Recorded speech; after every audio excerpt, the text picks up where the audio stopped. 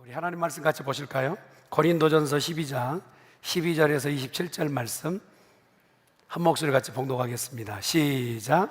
몸은 하나인데 많은 지체가 있고 몸의 지체가 많으나 한 몸임과 같이 그리스도도 그러하니라. 우리가 유대인이나 헬라인이나 종이나 자유인이나 다 한 성령으로 세례를 받아 한 몸이 되었고 또 다 한 성령을 마시게 하셨느니라.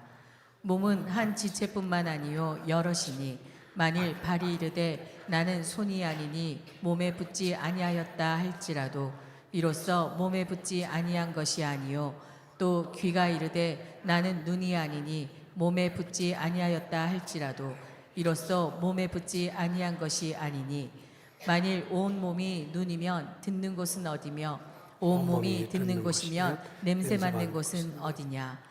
그러나 이제 하나님이 그 원하시는 대로 지체를 각각 몸에 두셨으니 만일 다 한 지체뿐이면 몸은 어디냐. 이제 지체는 많으나 몸은 하나라. 눈이 손더러 내가 너를 쓸 데가 없다 하거나 또한 머리가 발더러 내가 너를 쓸 데가 없다 하지 못하리라. 그뿐 아니라 더 약하게 보이는 몸의 지체가 도리어 요긴하고 우리가 몸에 덜 귀히 여기는 그것들을 더욱 귀한 것들로 입혀주며 우리의 아름답지 못한 지체는 더욱 아름다운 것을 얻느니라. 그런즉 우리의 아름다운 지체는 그럴 필요가 없느니라. 오직 하나님이 몸을 고르게 하여 부족한 지체에게 귀중함을 더하사 몸 가운데서 분쟁이 없고 오직 여러 지체가 서로 같이 돌보게 하셨느니라. 만일 한 지체가 고통을 받으면 모든 지체가 함께 고통을 받고 한 지체가 영광을 얻으면 모든 지체가 함께 즐거워하느니라. 너희는 그리스도의 몸이요 지체의 각 부분이라. 아멘. 할렐루야. 따라하겠습니다. 복음으로 살리고 키우고 고치는 중앙교회. 옆에 있는 분한테 놀래면서 이뻐지셨습니다. 우리 조병길 집사님 이렇게 좀 잠깐 방문하시는데 박수 한번 주실랍니까? 예, 교회 섬이시다. 그죠? 타주에서 좀 일하시다가 이제 임기 말이 방문하셨습니다.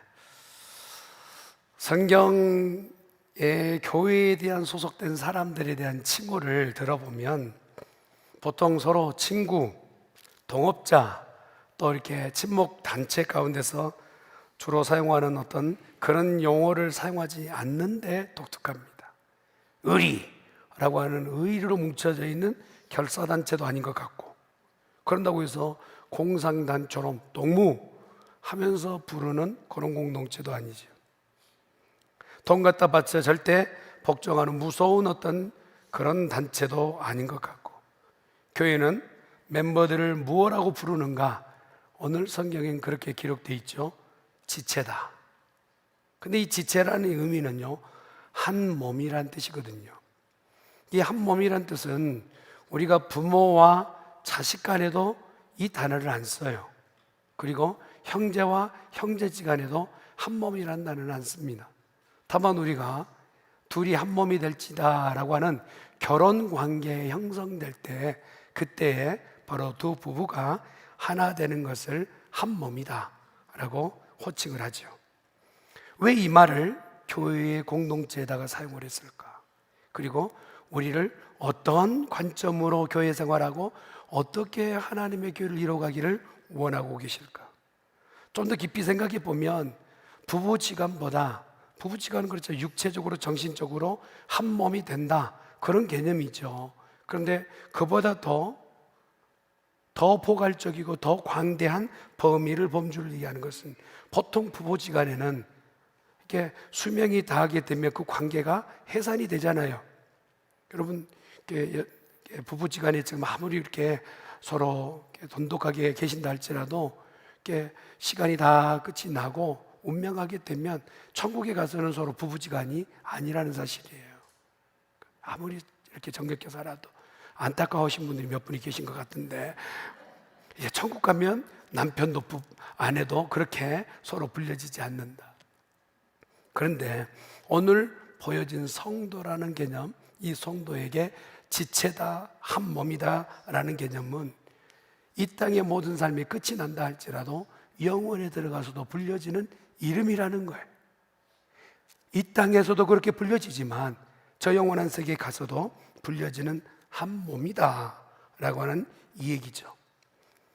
육체와 정신을 그 차원을 뛰어넘는 영원의 차원까지 이루어지고 있는 이 얘기는 분명히 주님께서 우리에게 말씀하신 내 형제들은 내 말대로 될 것이다 라고 하셨던 이 말씀에서 형제 관계의 모든 살아있는 이 관계가 영원까지 이어진다는 사실을 얘기하고 있는 것이죠. 만약 교인들끼리 나는 형제요, 나는 당신과 한 가족이요, 한 몸입니다, 이러한 정의가 되지 않고 규명이 되지 않으면, 지체라고 생각하지 않고 그러한 공동체에 속하지 않으면 절대적으로 영적으로 힘을 얻을 수 없다라는, 영적 힘의 그 발원과 영적 힘의 그 근원지는 바로 하나님께서 규명해 주시고 공동체 안에서 흘러가고 있는 한 몸이라고 하는 이 공동체 안에 쏟아부으신 하나님의 은혜이기 때문에 그래요. 그래서 그리스도로부터 오는 모든 유익되는 모든 것이 교회 공동체 성도들의 중심으로 흘러가게 된다는, 마음에서 누군가의 관계가 조금 소원해지고 느슨해지면 결국 은혜도 풀리게 된다는 거예요. 그리고 교회가 정말 좋았던 곳, 기뻤던 곳, 은혜가 넘쳤던 곳에서 벌써 누구 꼴 보기 싫어서 교회를 등한하게 하기 시작하게 되면 그때부터 은혜는 통로가 막히게 된다. 이 신비죠. 그래서 우리에게 명령하실 때 생명도, 능력도, 비전도 누구로부터 어떻게 공급되냐? 하나님으로부터 온 이 생명, 능력, 비전이 바로 교회 공동체로 풍성하게 되어진다는 거예요. 그리스도의 이 영적인 지체를 성경에서는 설명하기 위해서 신체 부분을 얘기하고 있어요. 그리스도께서는 머리가 되시고 우리가 사지에 있는 모든 몸이라고 하면 머리가 요구한 대로 몸이 움직이지 않는다, 그것을요 건강한 사람이라 할 수 없단 말이죠. 아무리 외견상으로는 건장해 보이지만 머리에서 명령하는데 사지가 움직이지 않는다, 이걸 바로 장애라고 얘기하죠. 하나님의 말씀을 따라 그 말씀대로 순종하며 움직이며 능력이 나타나는데, 말씀을 듣고도 그것을 무시하고 그 안에 관심 갖지 않고 딴전을 피우게 되면 그 교회는 무능한 교회가 된다는 거예요. 이 부분을 칼빈도 얘기하기를 은혜의 통로는 두 개인데 말씀과 성례다 얘기하고 있는, 하나님의 말씀으로부터 은혜가 공급되고 성찬과 성례에 대한 그 깊은 의미, 예수님이 우리에게 주시고 가신 이 몸을 우리가 받았을 때 우리 모두는 한 몸이다라고 이해하게 됐을 때 은혜는 시작되게 되는 줄 믿습니다. 교회도 꼭 이와 같아요. 그리스도의 말씀대로 잘 움직이면 건강한 교회가 되지만, 그러나 하나님의 말씀이 무시되어지게 되면 그때부터 병들어 제 역할을 하지 못하게 된다는 것이죠. 몸에 아픔이 생기면 어느 곳에 병원에 가서 치료를 받아야 되는 것처럼 교인들에게서도 은혜가 떨어지고 마음에서 말씀의 순종에 대한 기쁨이 뭔가 좀 사그라지고 있다면 다시 한번 말씀에 부여잡히는 교회가 되어야 돼. 말씀에 관심 갖고 하나님의 요구에 관심 갖는 살아있는 교회 되어져야 될 줄 믿습니다. 교회에 다니다 보면 간혹 실망하게 되고 사람 때문에 뒷걸음질 칠 때가 있어요. 그런데 그 배후에는 누가 그 역할을 하느냐? 마귀라는 겁니다. 교회 안에 기쁨으로 헌신하고 봉사하고 은혜 받아서 공개하고 충성하고 봉사하는 일은요, 오늘 말씀대로 교회 공동체를 한 몸 이루게 하고 은혜의 공급의 통로로 만들게 하는데, 그 일이 일되지 못하게끔 목사님이 내게 보여주는 건 실망뿐이에요. 직분자가 누구에게 무엇인가 보여줬을 때 실망뿐일 때는 어서 빨리 회복되어지는 그러한 모습이 되어져야 되는 것이죠. 천국에 이르기까지 몇 번의 실망이 있을 수 있지만 그 실망에 부여잡힌 성도가 되지 말기를 간절히 축원합니다. 이 교회 저 교회 우리가 다녀보면 사람은 매일반이에요. 아주 특별해요. 특별한 존재, 특별한 교회가 있을 것 같지만 지상에 있는 모든 교회는 불완전한 교회예요. 그래서 오늘 우리의 자세가 무엇인가 달라져야 돼. 그리스도께서 우리에게 허락해 주신 이 몸된 교회를 어떻게 섬길 것인가. 하나님, 우리가 제대로 훈련받아서 지체로서의 역할을 잘 감당하기를 원하고 계시죠. 우리의 몸을 모든 사람보다 조금은 더 낫게끔 건강을 주셨다면 그것 감사한 것처럼, 교회가 우리에게 풍족한 은혜를 주셨다면 그것 가지고 감사하고 받아들이고 수긍할 수 있는 수준이 돼야 된다. 여러분, 보통 우리가 보면 성격 테스트를 해보면요, 참 달라요. 부부지간에 같이 그렇게 살아도 다릅니다. 제가 일례를 말씀드릴까요? 저희 집에 제가 아내하고 같이 살잖아요. 근데 화장실에 토일렛 페이퍼를 이렇게 바꿀 때요, 저는 위에서 걷어내리게 달아요. 근데 아내는 밑으로 내려오게 해요. 제가 몇 번이고 주의 말씀 주신 능력으로 경고하죠. 화장지를 이렇게 갈아라. 그래도 평생 안 바뀐 것 같더니 오늘 나오면서 내가 깜짝 놀랐어요. 화장실에 화장지가 변경됐어요. 아니, 박수 칠 것까지는 아니고. 같이 살고 있는 이도 성격이 이렇게 다른 겁니다. 주의 집중하는 것에 관심사가 방향이 달라요. 어떤 사람은 정보 수집할 때 사실적으로 근거하느냐, 거기다가 정보 수집에 모든 포커스를 두는가 하면 어떤 사람은 상상력으로 정보를 수집해요.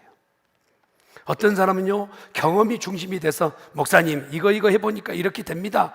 경험이 중심이 되는가 하면 어떤 사람은 톡톡 튀는 아주 참신한 아이디어가 앞서는 사람이 있어요. 어떤 사람은요, 진실과 사실 앞에서 사활을 걸어요.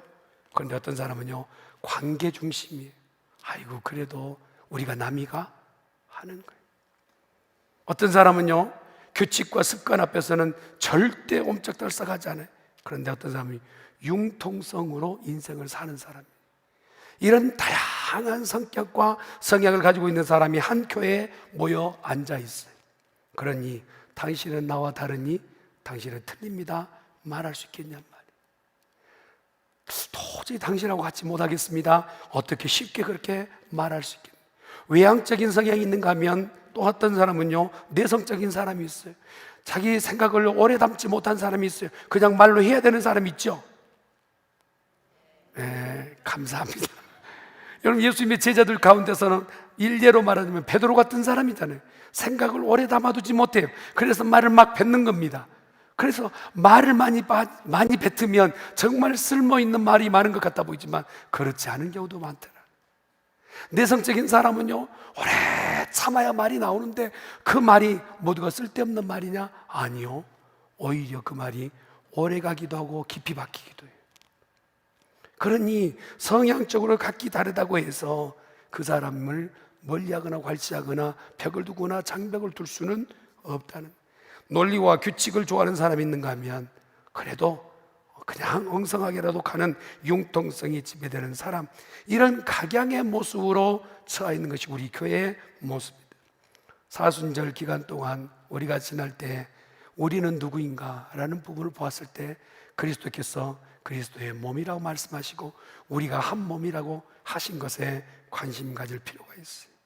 만물에 여러 가지 피조물이 있고 그것에 조화가 다 있는 것처럼 여러분, 하나님께서는요, 다 계획이 있으셔서 우리를 만드셨어요. 우리 신체 부분을 보면 제가 성경 공부도 그런 얘기를 했는데 여러분 가만히 한번 생각해 보세요. 무릎 아래에 다리가 깁니까? 무릎 위에 다리가 깁니까? 대답하지 마세요. 불편하니까. 근데 만약에 여러분 어느 부분이 더 길어야 될지 한번 묵상해 보세요. 만약에 무릎 위에 다리가 훨씬 긴다면 재래식 화장실에서 굉장히 곤란해요. 하나님은 한 가지 한 가지가 다 계획이 있으시고 섭리가 있으신 것이죠.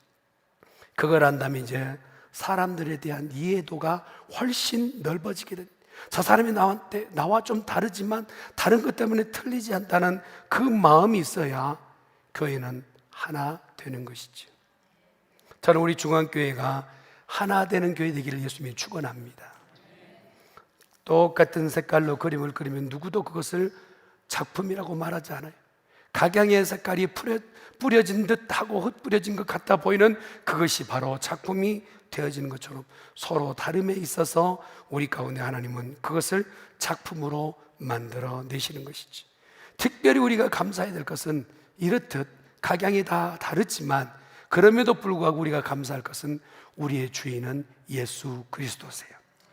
할렐루야. 주인이, 머리가 주님이시기 때문에 그것은 너무나 우리에게 복이요 감사의 내용인 줄 믿습니다. 우리가 해야 될 일이 무엇인지 분명해지기 때문에 그래요. 어떻게 살아야 될지 방향이 명확하기 때문에 그래요. 주위에 있는 많은 사람들과 어떻게 어울려야 될지 주인에게 물어보고 그대로 순종하면 되기 때문에 그래요. 여러분, 지체는요 서로 감싸야만 생명이 유지됩니다. 지체가 서로 상하고 서로 해치는 데 있게 되면 그 지체는 망하고 건강을 잃게 돼요. 교회 공동체도 마찬가지. 지체가 서로 합하여져야 건강해질 줄 믿습니다. 서로 마음을 모으고 생각을 모으고 그렇게 믿음 안에 하나 될 땐 말이죠. 여러분, 어느 공동체든지 부모를 욕하고 형제를 욕하는 그 공동체, 그 가정은요 지금 보면 아주 박사학위 몇 개고 물질로 정말 풍성한 게 산 것 같아 보이지만 그렇게 부모한테 함부로 대하고 그냥 형제지간에 서로 돈도 가지 못하면요 일명 그런 가정을 뭐라고 하냐, 빔 파우더 패밀리라고 그래요. 해석해 드릴게요. 콩가루 가족이라고 그래요. 콩가루 가족. 교회도 마찬가지예요. 교회 규모가 커졌어요. 성도들이 몇 명 더 모여져서 앉아 있어요. 그러나 저 사람이 누군지 나와 관심도 없고 저 사람에게 대해서 전혀 그 마음을 쓸 여력도 없어요. 그런 교회를 일명 분산되고 해체된 교회라고. 외형은 살아있는 것 같아 보이지만 실제가 살아있지 못하는 교회예요. 그래서 이 사순절 기간 동안에 우리 주님이 왜 내가 십자가에 못 박혀 죽었는지 아느냐는, 왜 그렇게 고통과 고난의 시간을 내가 지나야 되는지 아느냐는, 하나님과 결여되고 완전히 막이 쓰여지고 장벽이 있었던 그것을 허물기 위해 주님께서 십자가에 못 박혀 죽으시고, 너는 나와 다르기 때문에 도저히 나와 함께 할 수 없다, 그 벽을 굳게 쳐놓았던 그 벽을 무너뜨리기 위해서 주님께서 십자가에 친히 못 박혀 죽으신 줄 믿습니다. 그래서 오늘 읽었던 말씀 12절은 이렇게 읽혀지죠. 시작. 몸은 하나인데 많은 지체가 있고 몸의 지체가 많으나 한 몸인과 같이 그리스도도 그러하니라. 우리가 팔, 다리, 눈, 코, 입, 귀 모든 신체의 지체를 가지고 있다 이 말이에요. 그 기관을 다 가지고 있는데 독립적 특징은 있지만 독립적으로는 존재할 수 없다는데, 각자가 가지고 있는 개성은 있어요. 달란트가 있어요. 그러나 그 달란트 별로 개별적으로는 역사하거나 일할 수 없다. 그래서 공동체 안에서 함께 부비며 공동체를 이루어 간다는 것이죠. 그러므로 모든 지체는 반드시 한 몸을 이루는 공동체가 되어야 될 줄 믿습니다. 그리스도 안에서 우리는 하나입니다. 옆에 있는 분한테 우리는 하나입니다. 예수님의 몸된 교회가 이같이 다양한 지체를 가지고 있지만 연합되어서 한 몸을 이룰 때 세상은 우리를 바라보며 야, 참 좋다, 그리스도의 교회가 여기 있구나, 하나님의 교회가 여기 있구나 하며 교회를 칭송하며 그곳에 멤버가 되길 위하여 발버둥 칠 거예요. 몸에 팔, 다리, 눈, 귀가 있는 이 지체들이 교회에서 찬양하고 섬기고 가르치고 각양의 일을 하는 그러한 모습이라. 모두가 다 설교할 수 없잖아요. 여러분, 나도 설교하겠습니다 하고 여러분이 다 앉아있는 자리에서 다 올라온다면 제가 밑에서 들어야 돼요. 그런 경우 또 이것도 어울리지 않잖아요. 오늘 찬양인데 얼마나 아름답게 찬양합니까? 또 그런데 다 찬양한다고 해서 밥은 누가 할 겁니까? 또 밥 하는 사람도 있어야 되잖아요. 설거지하는 사람도 있어요. 각양이 가지고 있는 달란트별로 그 일을 행하는 것이죠. 우리 성도 한 사람 한 사람이 모여서 하나의 교회를 이루어갈 때 우리 중앙교회는 하나님 기뻐하시는 거룩한 교회가 될 줄 믿습니다. 그러면서 오늘 13절은 또 이렇게 설명을 하죠. 13절 말씀 볼까요? 시작. 우리가 유대인이나 헬라인이나 종이나 자유인이나 다 한 성령으로 세례를 받아 한 몸이 되었고 또 다 한 성령을 마시게 하셨느니라. 어느 마을에 도토리가 떨어졌는데 진짜 괄목할 엄청난 키가 큰 도토리가 하나 떨어졌어요. 그래서 도토리가 너무 자기가 키가 커가지고 어디 내보이고 싶어가지고 도토리 많이 모여있는 그 도시에 가서 자기 키를 과시하려고 합니다. 그렇게 과시하다가 지나가는 사람 발에 밟혀 죽었답니다. 도토리가 키를 재봤자 거기 아니겠어요? 고린도에서 당시는요 아가의 수도예요. 그런데 그곳에 무역상들이 상업인들이 모여들고 온갖 사람들이 모여드는 지금과 같은 라스베가스예요. 피부색이 다르고 고향이 다르고 가지고 있는 달란트가 다르고 가지고 있었던 학적이 다른 그런 사람들이 다 모여들었어요. 그것이 바로 고린도 교회였어요. 이런 교회의 특징이 뭐냐? 사람들 가운데 장벽이 지금 나는 무슨 파, 나는 무슨 파, 일명 쪽파, 대파, 양파, 그렇게 파를 나눴어요. 그러니 거기에 갈등이 해소되지 않는 겁니다. 무슨 일을 하려고 해도 교회가 온전하게 일할 수 없어요. 그래서 바울이 고린도에 편지를 지금 쓰고 있는 겁니다. 우리를 한 몸 되게 하기 위해서 장벽들을 무너뜨리셨던 예수의 수고가 무엇이냐는, 이제껏 가지고 있었던 넌 나와 달라 장벽, 그걸 예수님의 십자가가 무너뜨렸단 말이에요. 믿으시면 아멘. 나 잘났다고 하는 그 모든 장벽을 무너뜨리기 위해서, 나의 교만을 무너뜨리기 위해서, 나의 생각을 무너뜨리기 위해서 주님이 십자가 지시고, 심지어는 어디까지 주님께서 우리에게 보여주셨느냐? 한번 따라합시다. 네 원수를 내 몸과 같이 사랑하라. 할렐루야. 원수를 사랑하는 데까지 사랑하는 그 범주를 허락해 주셨다. 여러분, 이 은혜, 이런 말씀을 들으면 은혜를 받아야 돼요. 오늘 혹시 아내들만 오셨다면 꼭 집에 가셔서 나 오늘 은혜 받았다고 꼭 얘기하시길 바랍니다. 목사님 설교 정말 사랑하라고. 그래, 목사님 설교를 잘하셨구나. 근데 누구를 사랑을? 원수를 사랑하라고 그래요. 심지어 원수마저도 사랑하게끔 하셨던 것은 장벽을 무너뜨리셨던 주님의 모습. 문화, 경제, 지위, 이 모든 것은 더 이상 우리를 갈라낼 도구가 아니라 이 모든 것까지 무너뜨리는 그리스도의 사랑으로 하나 되는 역사가 있기를 예수님이 축원합니다. 끼리끼리 그냥 군데군데 너는 나와 달라 그렇게 장벽을 치는 게 아니라 우리가 하나 되어졌을 때 이 사순절 기간 동안 주님 오늘을 기뻐 받으실 줄 믿습니다. 그러면서 18절 말씀이 이렇게 얘기하죠. 18절 시작. 그러나 이제 하나님이 그 원하시는 대로 지체를 각각 몸에 두셨으니. 예, 주님이 우리가 봤을 때 누군가를 평가의 대상이지만 주님께는 이분도 굉장히 소중한 사람. 어느 누구도 주님 앞에서 홀대할 수 있는 그런 분은 없다는 우리 모두가 보았을 때, 여기 우리 아이들 기도 받았잖아요. 이 아이들 모두가 소중한 아이인 것처럼 우리 모두가 서로를 소중하게 여기는 그런 교회가 될 수 있기를 바랍니다. 보여주기식 교회가 아니에요. 우리 교회는 기능이 역할하는 교회가 되어야 될 줄 믿습니다. 사랑이 있다며요. 그러면 사랑해야 돼요. 기도하면 기적이 일어난다며요. 그러면 기적이 일어나야 될 줄 믿습니다. 펑션에 무엇인가 표시는 돼 있는데 눌러도 작용하지 않는다? 그건 마비 단계. 그러나 펑션에 무슨 표시가 있으면 누르면 그 역할을 한다면 그것은 분명히 살아있는 것처럼 우리 중앙교회 하나님께서 보셨을 때 기뻐 받을 만한 교회 되어지시길 예수님 축원합니다.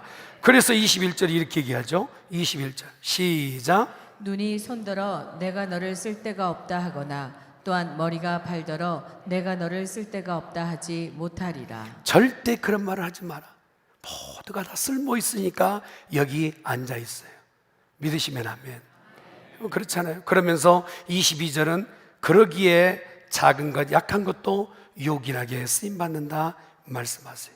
그런데 이렇게 요긴하게 쓰임받을 때에 쓰임받지 못하게 하나 되게 하지 못하는 이유가 뭐냐고 했더니 너무 나는 부족하다고 얘기하는 열등감에 빠져 있는 사람, 또 어떤 사람은요 나만큼 하는 인생 없어 우월감에 빠져 있는 이 두 가지 우월감과 열등감 때문에 하나 되지 못하는, 누군가를 판단하고 평가할 때 저 사람 정도면 내 안에서 판단이 끝이 나는 거예요. 아이고 저 사람은 안 돼 라고 평가가 절하되는 그런 상황들을 보게 돼요. 우리 주님은 그런 모든 것을 다 타파하기를 원하세요. 주님 앞에 모두가 하나가 돼야 돼요. 아멘. 26절 27절 말씀 볼까요? 시작. 만일 한 지체가 고통을 받으면 모든 지체가 함께 고통을 받고 한 지체가 영광을 얻으면 모든 지체가 함께 즐거워하느니라. 너희는 그리스도의 몸이요 지체의 각 부분이라. 대한민국에 가면 소록도라는 지역이 있는데요, 거기에는 나병 환자들이 그렇게 집거하는 그러한 장소가 있어요. 근데 그분들의 특징은 뭐냐면 이게 감각이 마비되는 거예요. 감각이 마비돼 가지고, 그러니까 신발에 뭔가 돌이 들어가는 것 같아서 신발 벗고 탈탈 털었더니 발가락이 떨어진다든지 뭐 그러는 거예요. 갑자기 이렇게 코를 후볐는데 그냥 코가 떨어진다든지. 무감각해요. 감각이 없어요. 교회 안에 누군가가 아파서 고통하는데 내 일 아니에요. 누군가가 자녀 때문에 너무 신음에 빠져서 어찌할 바를 모르고 하고 있는데 나와 상관이 없어. 이런 교회의 형태를 주님께서는 지금 경고하고 계시는 거예요. 누군가가 아파한다면 그 아파하는 자에게 찾아가서 위로자가 되고, 그리고 소통하고 관계를 맺고 그를 끌어안을 수 있는 그러한 교회 되어지라 말씀하십니다. 그런 부분에서 보았을 때요, 오늘 작고 아름다운 것도 있지만 어떤 사람은 또 크고 아름다운 것도 있다는데, 가장 아름다움의 극치는 뭐냐? 한번 따라합시다. 조화로움이 아름다움입니다. 오늘 해 가시려고 하는 말씀의 표현이 뭐냐? 큰 사람도 있고 작은 사람도 있고 또 넓디 넓은 사람도 있고 아주 이렇게 가냘픈 사람도 있고, 이 모든 것이 하나 되어서 조화를 이루고 어울림이 있을 때 그걸 일명 아름다움이라고 얘기합니다. 우리 중앙교회 아름다운 교회입니까? 할렐루야. 그런데 시편에 보니까 진짜 아름다움의 근원은 누구이시냐? 시편 8편 1절 말씀 볼까요? 시작. 여호와 우리 주여, 주의 이름이 온 땅에 어찌 그리 아름다운지요 주의 영광이 하늘을 덮었나이다. 하늘을 밤에 쳐다보세요. 태양이 필요하니까 필요한 것을 여러 개 달아놓으면 좋잖아. 여기저기 태양을 그냥 남발하지 않으세요. 달을 보세요. 거기에 달이 또 여러 개 있으면 좋겠잖아요. 그런데 하나님은 태양도 달도 하나, 그리고 흩뿌려진 모든 별들이 모양도 크기도 다른 그런 천체의 모습을 봐라.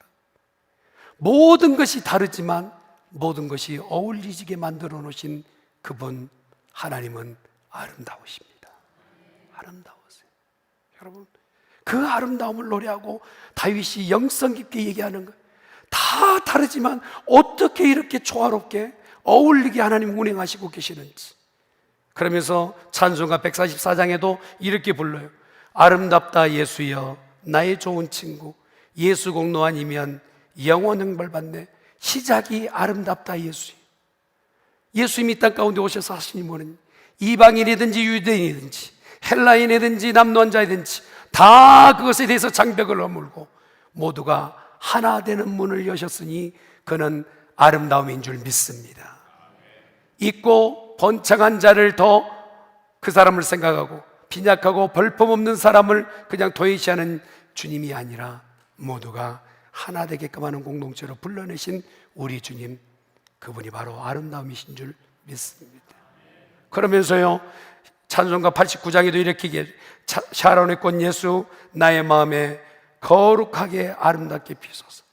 하나님이 아름다우시고 우리 주 예수 그리스도께서 아름다우신데 그 아름다우심이 내 안에서도 아름다움으로 꽃피기를 소망합니다. 이 사순절 기간에 이 꽃피기를 예수님으로 축원합니다. 그러면 어떻게 이런 꽃이 필 수 있느냐? 이제껏 얘기했던 것처럼 시편 133편은 이렇게 한 구절로 요약해요. 한번 볼까요? 시작. 보라, 형제가 연합하여 동거함이 어찌 그리 선하고 아름다운고. 서로 다르고 서로 이해 다툼이 있을 수 있지만 그러나 한 곳에 함께 동거함이 어찌 그리 아름다운고. 아름다움의 절정은 어울림입니다. 할렐루야. 우리 중앙교회 그런 교회 되기를 예수님의 이름으로 축원합니다. 여러분, 우리의 몸을 한번 신비를 보세요. 우리 몸의 세포가 몇 개나 되리라고 생각하세요? 대답 안 해도 돼요. 제가 준비했으니까 20조 개랍니다, 세포가. 근데 이 세포 하나에 DNA 정보가요 1000페이지짜리 천권 분량의 플랜이 거기 안에 있다. 이때는 좀 놀래야 되는데 1000페이지짜리 1000권 정도의 그 DNA가 20조 개가 있다는 거예요. 너무 심해요. 근데요, 그 중에 세포 하나만 잘못되고 세포 하나만 성질내서 정상적인 세포를 대양해서 싸우면 일명 암적 존재가 되는 거예요. 그것 때문에 건강을 잃고 그것 때문에 죽음으로 나아가는 거예요. 교회 공동체가 많아지고 많아질수록 우리가 서로를 바라보며 관심 갖고 위하여 하나 되어졌을 때 건강한 공동체, 교회가 될 줄 믿습니다. 우리 주님은 지금 그걸 기대하고 계시죠. 교만하면 넘어지지만 겸손하여 주의 일을 하게 되면 하나님께서 우리 교회에게 복 주실 줄 믿습니다. 오직 은혜와 복과 구원의 소식은 교회를 통하여 전달되기 때문에 말씀을 마무리 짓게요. 우리 교회는 하나 되어 아름다운 교회 되시기를 예수 이름으로 축원합니다. 뭐 다른 교회가 지금 안 들으니까 우리끼리만 한번 합시다. 라스베가스의 가장 아름다운 교회는? 잘했어요. 가장 하나된 교회는? 말로만 아니라 교회가 그렇게 돼야 될 줄 믿습니다. 하나 되면 아름다움이에요. 아름다움은 하나님이 우리에게 보여주신 모델인 줄 믿습니다. 기도하십시다. 전능하신 여호와 하나님 아버지, 거울 앞에 서 있는 나조차도 어느 때는 마음에 안 들 때가 있고 함께 이불 덮고 사는 그러한 내 배우자도 마음에 안 들 때가 있는데 출신 배경부터 시작해 생각까지도 다 다른 성도가 하나 된다는 것 쉽지 않을 터인데 주님은 이것을 오늘 우리에게 요구하시고 너희가 하나 되는 것을 내가 보고 싶고 그것을 위해 내가 십자가를 졌으며 교회가 하나 되었을 때 능력과 권세와 기적이 나타난다 하신 이 말씀을 마음판에 새깁니다. 어찌하든지 하나 되음을 지키는 우리 중앙교회 되게 하여 주시옵소서. 감사하고 예수님의 이름으로 기도드리옵나이다.